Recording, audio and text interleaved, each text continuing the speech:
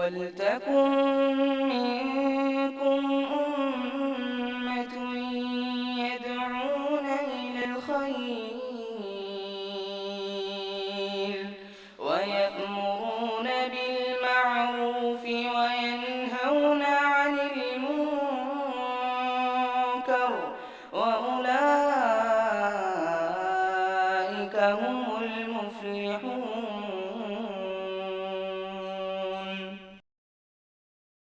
السلام علیکم ورحمۃ اللہ وبرکاتہ. الحمد للہ رب العالمین والعاقبۃ للمتقین وأصلی وأسلم علی المبعوث رحمۃ للعالمین. اللہم لا علم الا ما علمتنا وزدنا علما یا کریم. حاضرین گرامی، دوستو، بزرگوں اور ساتھیوں، قابل قدر جناب صدر، لائق احترام علماء کرام، ذمہ داران جماعت و جمیعت، مصلیان کرام، دوستو اور حاضرین مجلس، جیسا کہ ناظم جلسہ کے اعلان سے آپ کو یہ پتہ چل چکا ہوگا کہ میں آپ کے سامنے کچھ کارکردگی اور کچھ رپورٹس، کچھ باتیں اس پروگرام کے تعلق سے عرض کرنے کے لیے یہاں پہ کھڑا ہوا ہوں. اللہ رب العالمین سے یہ دعا کرتا ہوں کہ اللہ تعالی حق بات کہنے اور آپ کو حق بات سننے اور ہم دونوں کو اس کے اوپر عمل کرنے کی توفیق نصیب فرمائے. محترم حاضرین، ذمہ داران مساجد یا ذمہ داران مرکزی مسجد جامع مسجد اہل حدیث کہ افراد کی شروع سے یہ کوشش رہی کہ اللہ رب العالمین نے اپنے فضل اور اپنے توفیق سے مسجد کے نام پر اتنی بڑی عمارت ان لوگوں کو یا ہم لوگوں کو اللہ رب العالمین نے دی، تو اس کو کس طرح سے استعمال کیا جائے. لہذا گاہے بگاہے کمیٹی مشورہ کر کے اس طرح کے پروگرام کے منعقد کرنے کا فیصلہ کرتی رہی. لاک ڈاؤن کے بعد جہاں دنیا والے پھر سے بحال ہوئے اور حالات سازگار ہوئے، تو کوئی 3 مہینہ ایسا نہیں گزرا کہ جس میں مسجد کے اندر کوئی پروگرام منعقد نہ کیا گیا ہو. سب سے پہلا پروگرام جو لانگ اور لمبا چلا، اصول ثلاثہ منعقد کیا گیا کہ نونہالان ملت اور ہمارے جو نوجوان ساتھی ہیں یا ہمارے جو بزرگ حضرات ہیں، عقیدے کی تعلیم ان کو دی جائے اور صحیح دین، صحیح شریعت سے ان کو روشناس کرایا جائے. اب اس سلسلے میں مسئلہ تھا کہ کتابیں کیسے مہیا کی جائیں. رومن زبان میں کتاب چاہیے، اردو پڑھنے والے لوگ موجود نہیں ہیں. یہ ساری باتیں آپ کے سامنے میں رپورٹ کی شکل میں اس لیے رکھ رہا ہوں کہ اس طرح کی یہ محفلیں جس میں ہم اور آپ حاضر ہیں، کچھ لوگ بڑی آسانی سے کہہ دیتے ہیں کہ یہ ایسے ہی کر رہے ہیں، اس میں کچھ نہیں ہے. اس کے پیچھے کرنے والوں کی کتنی محنت ہے اس کا آپ اندازہ لگائیے. اب اس پہ سر جوڑ کر کے پھر کمیٹی بیٹھتی ہے کہ کون سی کتاب منتخب کی جائے. اگر کتاب منتخب کی جائے تو حیدرآباد کے تمام مکتبات میں فون کیا گیا، پتہ لگایا گیا کہ کیا آپ کے پاس یہ کتاب موجود ہے. کہیں سے بھی مطلوبہ جو کتاب تھی وہ کتاب مل نہ سکی. آپ یقین کیجئے گا اصول ثلاثہ کا جو نسخہ آپ کے سامنے موجود ہے اور جو آپ کے درمیان تقسیم کیا گیا، وہ نسخہ سعودی عرب سے مدینۃ المنورہ سے منگا کر کے آپ کو دیا گیا اور آپ کے سامنے وہ اس کو رکھا گیا. اس سلسلے میں کتنی محنتیں ہوں گی، ذمہ داران کی کتنی کوششیں ہوں گی، اس کے بارے میں آپ جانتے ہوں گے اور اس کا آپ اندازہ لگا سکتے ہیں. یہ کام کیا گیا اور اس کے بعد گاہے بگاہے کمیٹی کے افراد اور اس کے ذمہ داران اسٹیج لگاتے رہے، اسٹیج اٹھاتے رہے اور آپ حضرات کے جو لوگ یہاں شامل ہوتے تھے پڑھنے والوں کی، ان کی تمام ضروریات کو سمجھنا، ان کے حالات کو دیکھنا، یہ سارے انتظامات کا بوجھ یہ اٹھاتے رہے. اس کے بعد سمر اسلامی کیمپ کے نام پہ 3 دنوں کا ایک پروگرام اسی مسجد کے اندر منعقد کیا گیا، جس میں 3 دن تک کنٹینیو طلباء کو رکھ کر کے اور تقریباً 3 مدرسین کو شہر سے، اور میں خود موجود تھا، جناب امین عمری صاحب، جناب بلال عمری صاحب حفظہم اللہ، دونوں اسٹیج پہ موجود ہیں، ان کی موجودگی میں قائم کیا گیا، اور اس سے طلباء نے فائدہ اٹھایا، اور اس کا بھی ایک اجلاس منعقد ہوا اور اختتام اس پروگرام کا ہوا۔ اس کے بعد ایک لمبی چھٹی طلباء کے سامنے آ رہی تھی، کمیٹی نے پھر سر جوڑ کر کے ایک جگہ یہ لوگ بیٹھے، اور بیٹھنے کے بعد یہ کہا کہ اس چھٹی کا کس طرح سے فائدہ اٹھایا جائے۔ چنانچہ متفقہ طور پہ یہ فیصلہ ہوا کہ اس میں سیرت النبی صلی اللہ علیہ وسلم کے تعلق سے کورس کا انعقاد کیا جائے۔ آنن فانن کئی ایک کتابیں بھیجی گئیں، کئی کتابوں کا مطالعہ کیا گیا کہ کون سی کتاب مناسب ہے طلباء کے لیے اور مستقبل میں ان کے کام آنے والی چیز ہے۔ بہرحال بہت متفقہ طور پہ یہ فیصلہ ہوا کہ سیرت النبی صلی اللہ علیہ وسلم کے متعلق طلباء کے سامنے دروس رکھا جائے۔ اب اس کتاب کو حیدرآباد سے فراہم کیا گیا اور طلباء کے درمیان تقسیم کر کے تقریباً 6 دنوں کا 2 گھنٹے کا پروگرام 6 دنوں میں منعقد کیا گیا۔ 12 گھنٹے کا یہ پورا پروگرام یوٹیوب کے اندر موجود ہے۔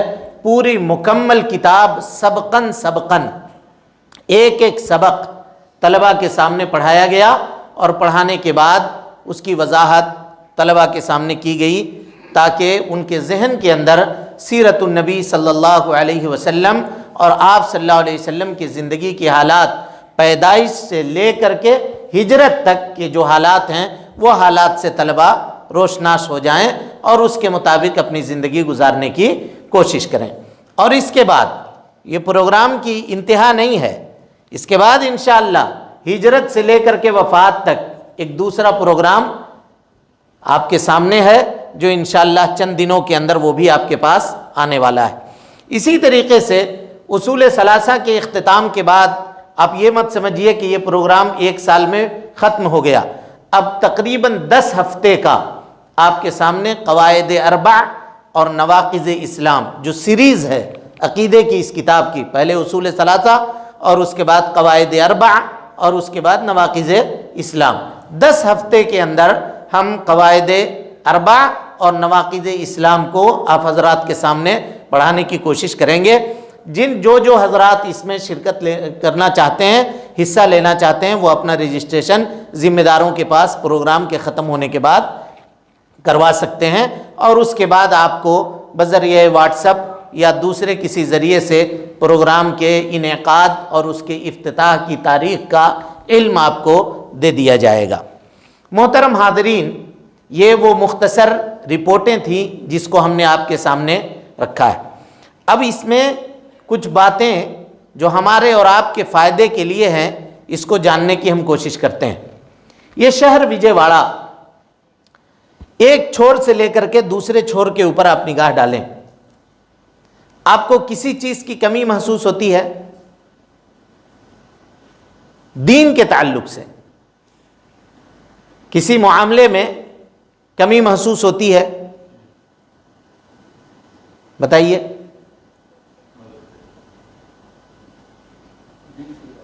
ہاں، علم دین کے تعلق سے، علم دین کو سکھانے کے تعلق سے کوئی ٹھوس معاملہ ہمارے پاس اب تک موجود نہیں ہے۔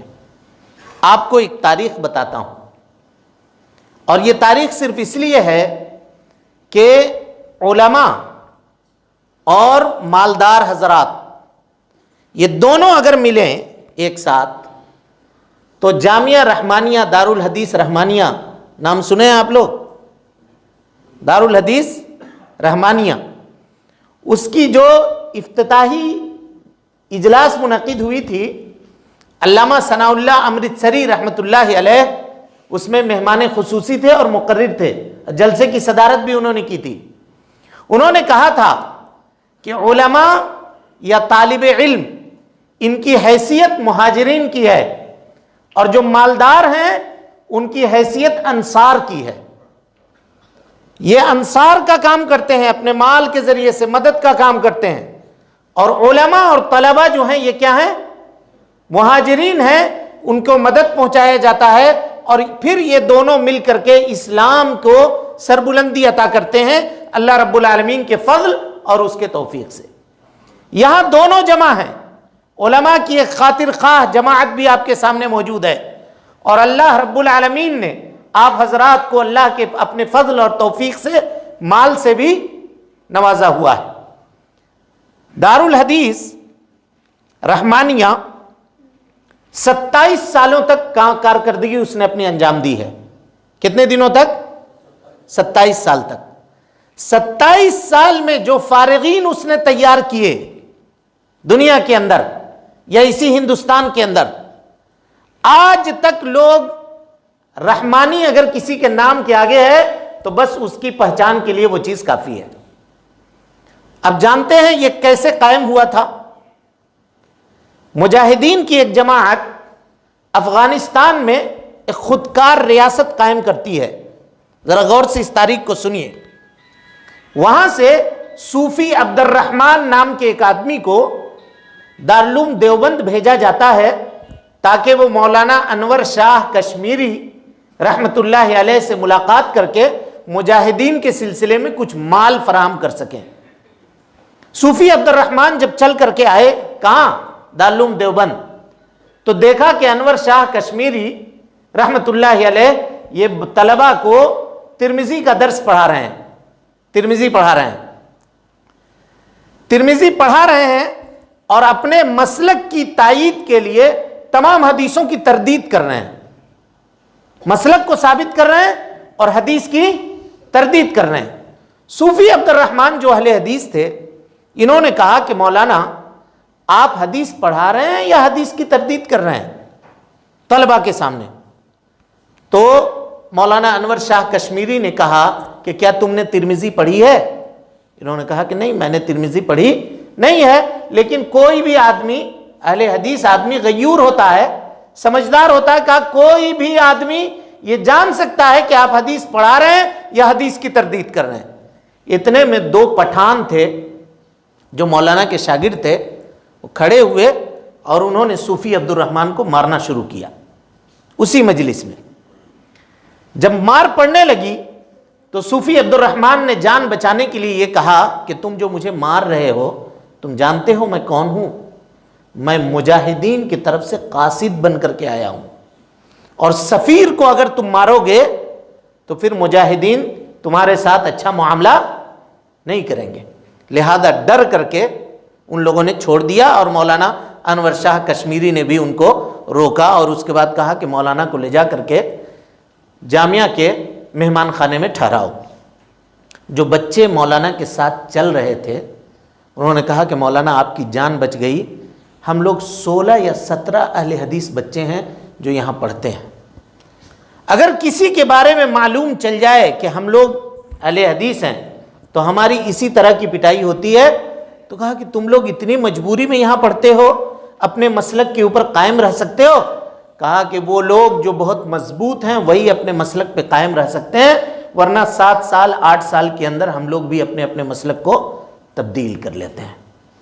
مولانا وہاں سے نکلے دارالعلوم دیوبند سے، مولانا صوفی عبد الرحمن، اور نکلنے کے بعد سیدھے پہنچے سمستی پور دربھنگا کے قریب ایک مقام ہے رحیم آباد، جہاں مولانا محدث شاہ عبد العزیز رحیم آبادی رحمت اللہ علیہ تھے۔ ان کے سامنے جا کر کے اس واقعے کا تذکرہ کیا کہ اہل حدیث بچوں کے لیے اس قدر تکلیف ہے اور اس قدر دقت اور پریشانی ہے۔ عبد العزیز محدث رحیم آبادی وہاں سے نکلے اور سیدھا دلی پہنچے۔ دلی میں 2 بھائی تھے، ایک کا نام عطاء الرحمن اور ایک کا نام عبد الرحمن۔ ان دونوں بھائیوں کے سامنے مسئلہ رکھا۔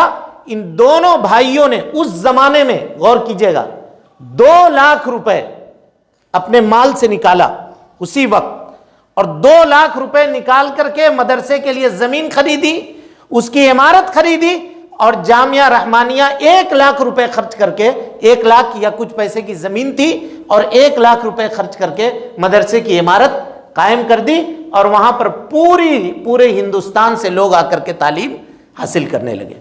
اور پورے مدرسے کا ماہانہ خرچ اس وقت اساتذہ اور طلبہ تمام لوگوں کے خرچے کا 1000 روپے آتا تھا، ہندوستانی 1000 روپے۔ اس 1000 روپے کو یہ دونوں برادر، دونوں بھائی اپنے جیب خاص سے ادا کیا کرتے تھے۔ 27 سال تک یہ مدرسہ چلا، 1921 سے لے کر کے 1948 تک۔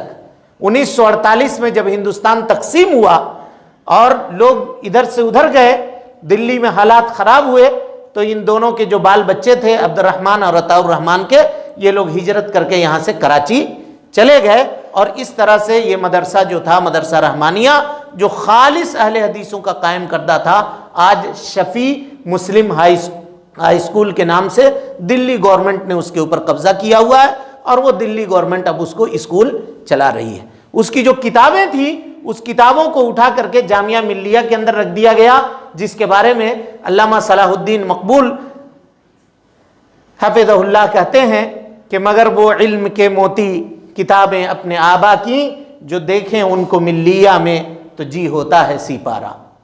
یہ حالات بنے۔ اب یہ تمام واقعات بیان کرنے کا صرف ایک ہی مقصد ہے کہ احباب جمع ہیں، درد دل کہہ لے، پھر شاید یہ انجمن تمہیں ملے یا نہ ملے۔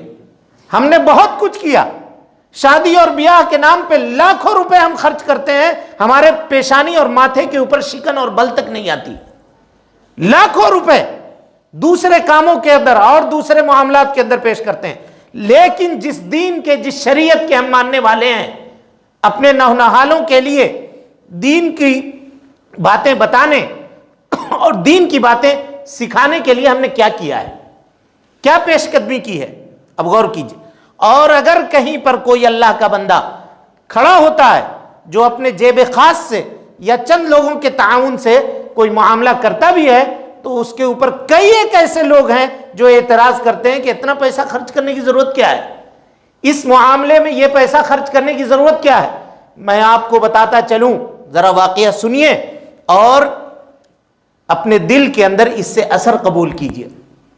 مولانا ابراہیم میر سیالکوٹی رحمت اللہ علیہ، سیالکوٹ میں، اس وقت یہ متحدہ ہندوستان تھا، ہندوستان تقسیم نہیں ہوا تھا، ایک مدرسہ چلاتے تھے سیالکوٹ کے اندر۔ حمید اللہ نام کے ایک آدمی تھے جن کو حاتم جماعت کہا جاتا ہے۔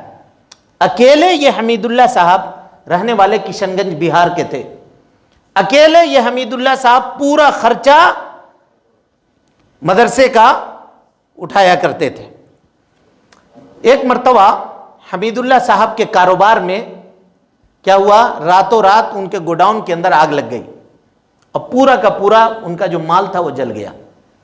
صبح مولانا ابراہیم میر سیالکوٹی رحمت اللہ علیہ طلبہ کے سامنے خطاب کرتے ہیں اور کہتے ہیں کہ آپ حضرات جو یہاں آئے ہوئے ہیں، کچھ لوگ بنگال کے تھے، کچھ لوگ بہار کے تھے، کچھ لوگ کہیں اور کے طلبہ تھے، کہا کہ آپ لوگ جو یہاں آئے ہوئے ہیں، اب آپ سب کے سب لوگ اپنے اپنے گھر واپس چلے جائیے، اب ہم آپ کا خرچہ نہیں اٹھا سکتے ہیں، کیونکہ بابو حمید اللہ جو خرچہ اٹھاتے تھے ان کے گوڈاؤن کے اندر آگ لگ گیا ہے۔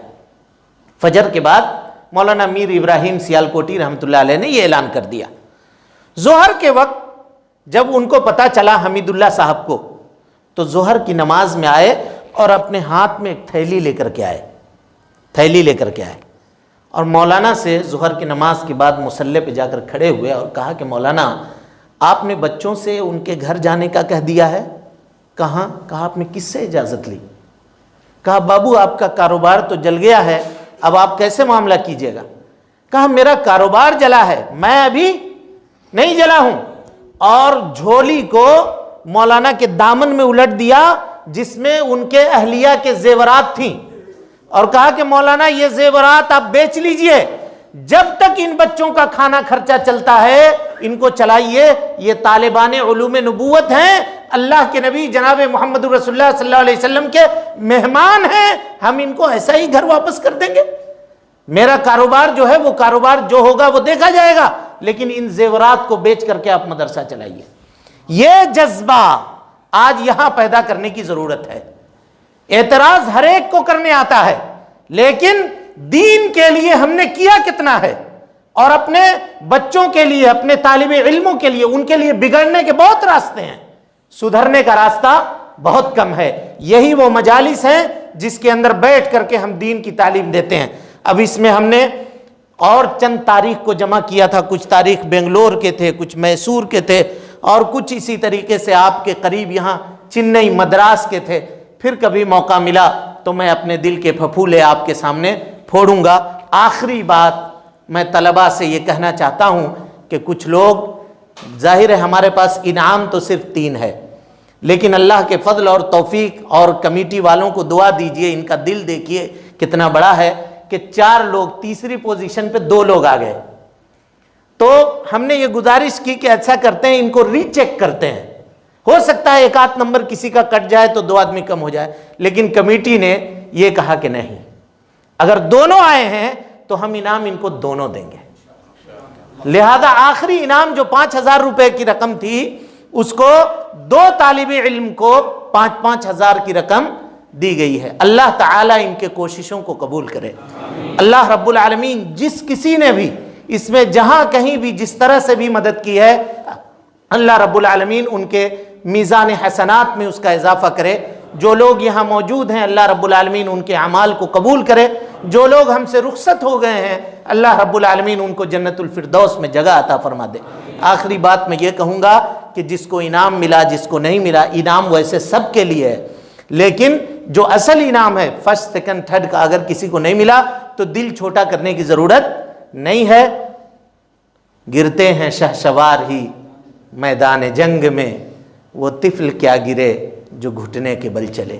آپ کا امتحان میں شریک ہونا یہی کامیابی کی علامت ہے۔ اللہ رب العالمین سے دعا ہے کہ اللہ تعالی ہمیں اور آپ کو حسن عمل کی توفیق دے۔